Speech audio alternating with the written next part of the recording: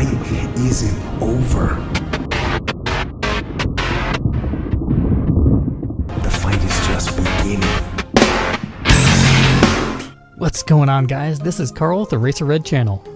I wanted to talk about happiness because it really doesn't matter your age. You can always pursue whatever it is that makes you happy. Age is never an excuse, and neither is anything else. It's up to you to do whatever it is that floats your boat. I'm no happiness expert, but I'm pretty happy myself. I struggle just like anyone else, and I am so far from perfect, it's not even funny. However, this video is to explore what makes us happy, not necessarily what I do. I don't want to come across as judgmental or Mr. Perfect here, because that is not even close to the case. But there are a lot of people that I look towards for inspiration. A lot of those people are public figures, really accomplished people like Donald Trump or Howard Bloom. You know, at age 70, Donald Trump became president and led us to have no wars and a booming economy. At 78, Joe Biden became and countless billionaires and stars had their rise to success in their 60s.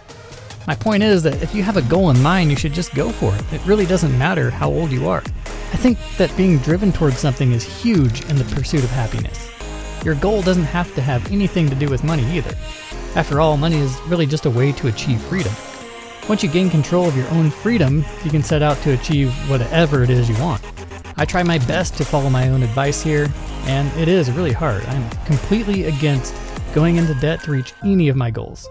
And sometimes I break that rule, but for the most part, I completely remain debt-free. That's the restriction. Keeping that restriction in mind first, I try to take the needed steps. Anyways, on the topic of happiness, different things make different people happy, obviously, but I think that a lot of people have a desire to leave a legacy, and a legacy can be many things. I think that none of us are done building whatever it is we're building, and we shouldn't be. You should always be driven until your final day, and that's something that I believe. I think that's what makes a lot of people happy, is to be driven to do whatever it is they are building. But the act itself is what makes a person happy, in my opinion. It doesn't really matter what you're building, because we're all just building sandcastles anyway. It's gonna get washed back into the ocean, trust me. Nobody's gonna remember it. Even some of the most ancient structures, some of the most strong structures they built in ancient times are now underneath sand. Nobody knows the stories. So in that regard, you can't build immortality by any means. There is no legacy strong enough to remember you.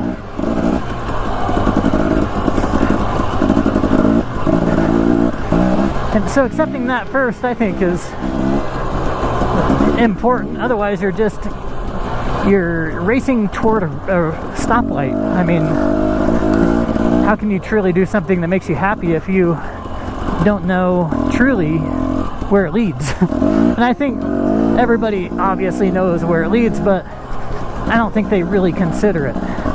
Building is what we are meant to do. And like I said, I don't really think it matters what that is.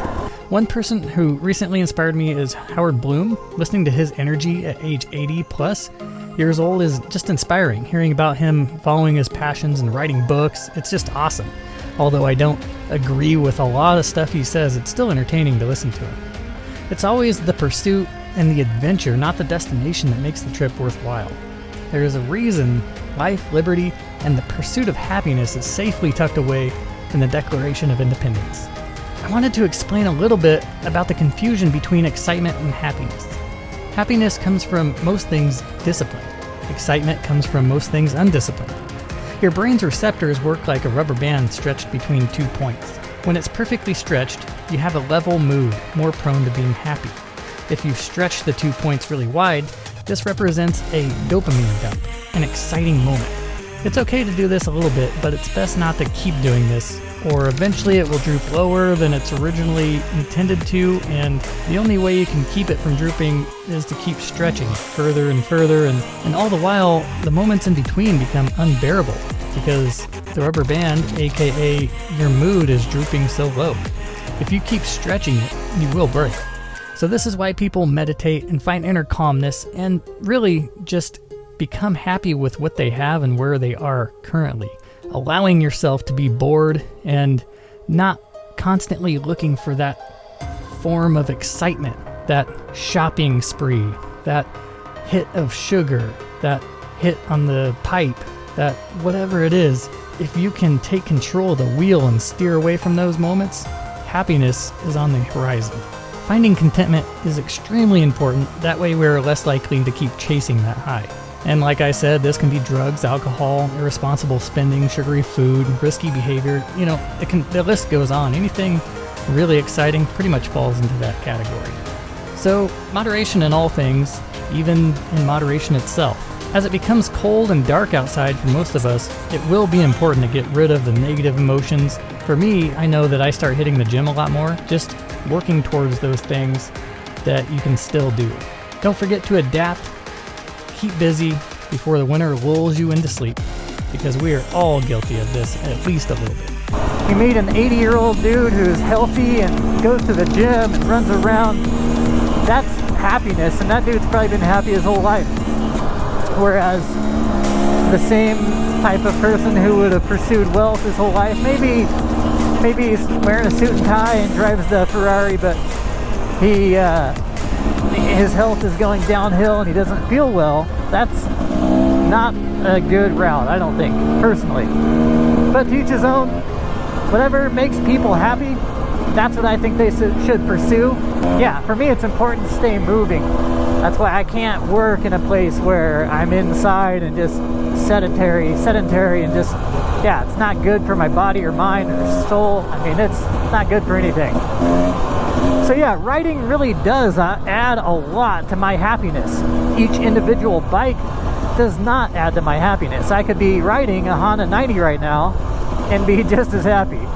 No joke. I choose to ride this bike because it performs better and I enjoy it. I enjoy the different aspects of it. But in all actuality, I don't need it. Same goes with any of my bikes.